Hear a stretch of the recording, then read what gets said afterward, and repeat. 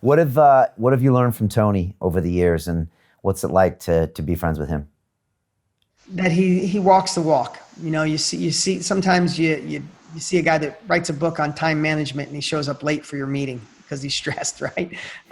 What Tony preaches is how Tony lives, and he's been a really great example for me. He's the one that helped me realize that true love was a thing. Him and Sage have been together over 20 years. They have the most magical relationship you've ever seen, and he helped me a lot going through a separation and finding love in my life and being that role model. Again, remember I said you want to prove something's real, find a role model. Watching a couple that's been together 20 years kiss and hold hands, and when they're not around each other, talk about each other, and Tony doesn't have the slightest bit of a wandering eye. His whole love, his life, his passion goes into his wife. Man, you're around that. I'm like, this is real. I got to do this. It's possible.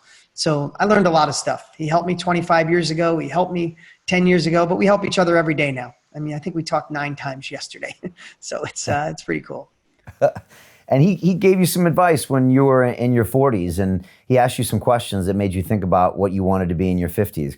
Can you tell us what that was? Yeah, he said to me, not what I was going to do, but who are you going to become? He's like, who are you going to be in your 50s? And we talked about that earlier. It's like that really fundamentally shifted how I wanted to roll into my 50s.